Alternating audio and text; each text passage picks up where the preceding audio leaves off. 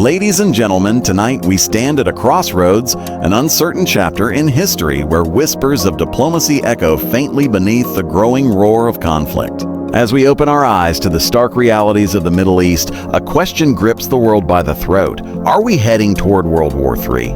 The tension is not new, but this time it's different. The stakes are higher, the alliances are shifting, and the red lines are getting blurred.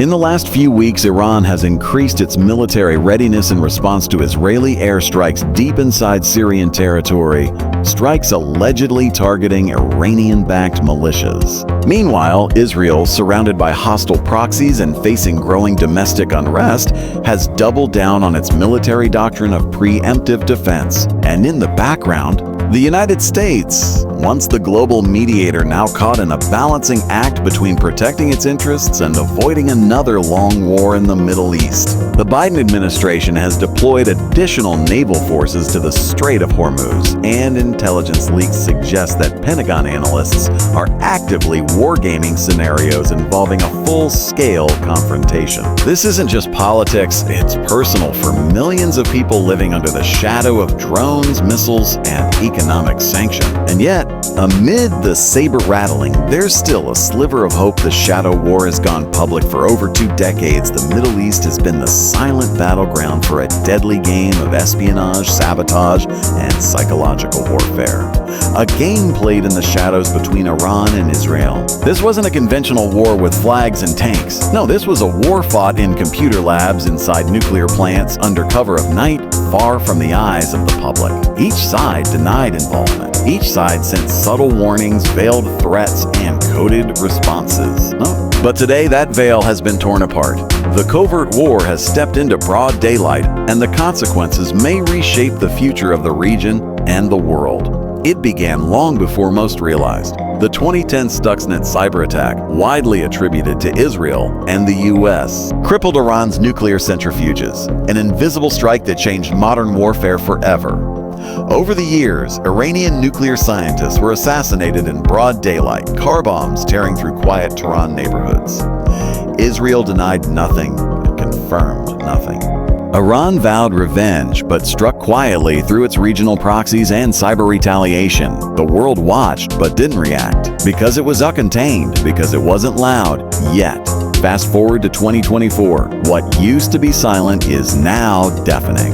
On June 24, the Israeli Air Force carried out another round of airstrikes in Syria, targeting weapons convoys and infrastructure allegedly linked to Iranian military operations. But this time, something changed. The strike killed 3 senior Iranian Revolutionary Guard advisors embedded in Damascus, reportedly coordinating logistics with Hezbollah. It wasn't just a tactical hit, it was a strategic message. Tehran called it an act of war. The gloves were off, and the response? Swift. Within 48 hours, Hezbollah, Iran's most powerful regional proxy, unleashed a series of drone swarms into northern Israel. Not one, not 2, dozens of drones, including loitering munitions and surveillance UAV, penetrated Israeli airspace, triggering mass evacuations and missile defense responses. One drone managed to hit an Israeli military outpost. Casualties were limited, but the symbolism was enormous. This wasn't just about payback. It was a warning written in fire and smoke. We are not hiding anymore. For years, Iran and its allies fought through proxies, maintaining plausible deniability. But this event marked one of the most direct, open confrontations since the 2006 Lebanon War. And make no mistake, this wasn't just a Hezbollah decision. The scale, coordination, and political timing suggest that Tehran gave the green light, signaling a broader strategic shift. What's even more alarming is that this escalation occurred while global attention was distracted by Ukraine, Taiwan, domestic elections, and economic downturns. Yet here in the core of the Middle East, a storm is brewing, largely unnoticed by the wider world. Military analysts now warn that the regional red lines are dissolving. Previously, Israel would target Iranian shipments in Syria, and Iran would respond through militias in Iraq or cyber attacks on infrastructure. Now those careful boundaries are being ignored. Israel is striking deeper, killing higher-level personnel. Iran is retaliating faster, more openly, and with greater firepower. The balance has shifted from covert containment to calculated confrontation. And let's not forget the human cost. These aren't just headlines, they're people. In southern Lebanon, families fled their villages as retaliatory Israeli shelling scorched farmlands. In northern Israel, children huddled in bomb shelters as sirens wailed for the third night in a row. Civilians, caught in a chess match they never agreed to play. The silence is over. The war that once relied on secrecy now feeds on visibility. This is the age of media warfare, where drone footage, intercepted radio chatter, and viral videos dictate public perception. Both Iran and Israel know the value of this visibility. They're not just fighting each other, they're performing for the world. Every strike is a statement, every retaliation a headline. And that makes it even more dangerous, because when a war is public, the pressure to act escalates. Leaders can no longer step back without appearing weak. Audiences, both domestic and international, demand decisive action. Diplomacy becomes harder. Negotiation seems like surrender. And that's where true wars begin, not with strategy, but with pride. This moment marks a pivot. No longer can the world rely on back-channel deals and shadow diplomacy. Iran and Israel are now locked in a cycle of visibility, each action daring the other to respond, to escalate, to go further. And with the United States already heavily involved militarily and politically, the risk of wider conflict becomes real. The more public this war becomes, the harder it is to contain. The world must understand. When secrets spill into the sunlight, they don't fade, they explode. This isn't a regional spat. It's not just about borders or ideology. This is the transformation of war itself, from something quiet and deniable to something open, fast, and irreversible. The quiet war is over. The question now is, can we survive what comes next? The U.S. is no longer a neutral player. Gone are the days when Washington could stand on a diplomatic pedestal, waving the flag of peace while guiding adversaries toward the negotiation table. There was a time when America was seen, not perfectly, but prominently, as a broker of ceasefires, an architect of dialogue, and a balancing force in global conflict zones. But that era is over.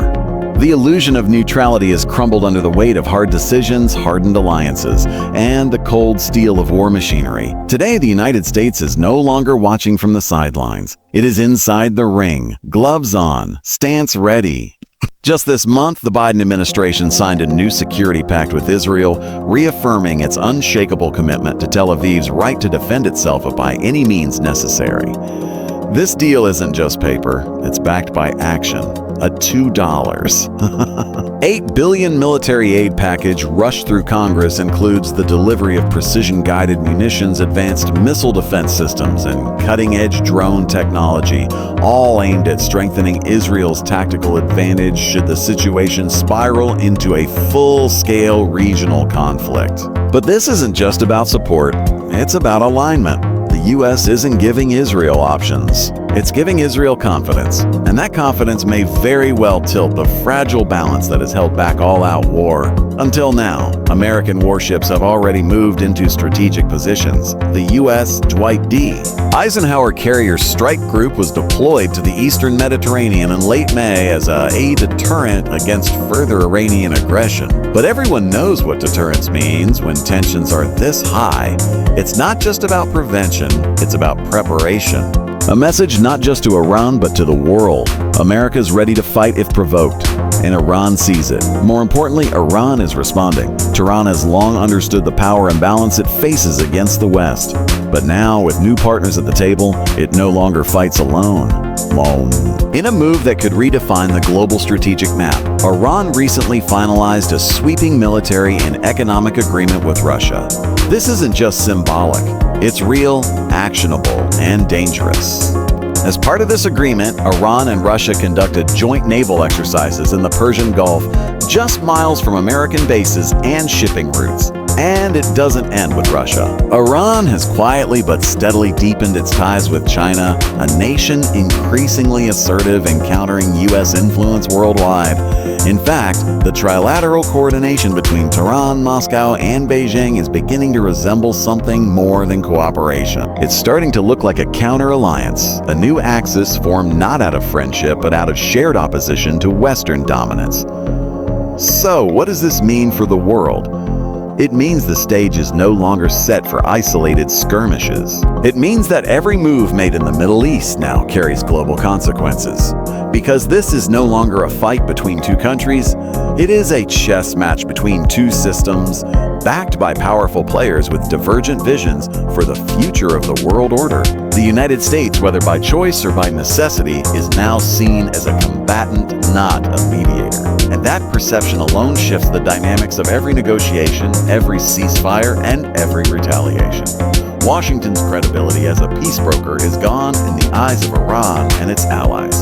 To them, America doesn't just support Israel, it enables it. It fuels the fire and then speaks of peace. On the flip side, America views Iran not as a nation seeking regional influence, but as a destabilizing force, a state sponsor of terror, a proliferator of chaos, and a growing nuclear threat. That's why diplomacy has dried up. That's why the U.S. continues to reinforce sanctions, send aircraft carriers, and sell weapons at an accelerating pace.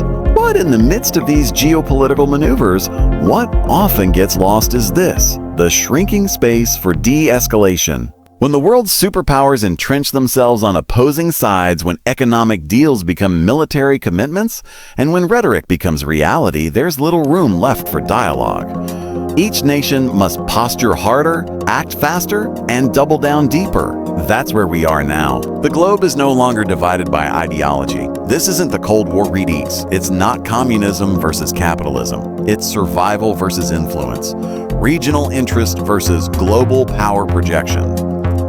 And in this new landscape, every misstep, every airstrike, and every miscommunication has the potential to ignite something far bigger than a regional conflict. History shows us that world wars don't start with one massive explosion. They begin with small fires, unnoticed or ignored, until they merge into an uncontrollable blaze. Alliances turn local disputes into global showdowns, and in today's interconnected, militarized, and digitally accelerated world, the fuse is shorter than ever before. America has chosen its side. Iran has gathered its allies. Israel stands at the center, armed and unflinching. The question now is not whether war is possible. It's how close we are to crossing the point of no return. So, are we heading toward World War III?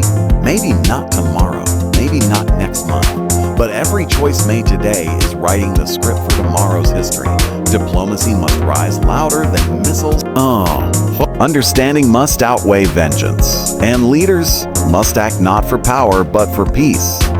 Because wars don't start with bullets, they start with silence. And if the world stays silent now, the next war won't be just regional, it will be global and it will be irreversible. This is not a time for panic, but for attention. Not for fear, but for awareness. Stay informed, stay human, and never forget, peace is not given, it's built.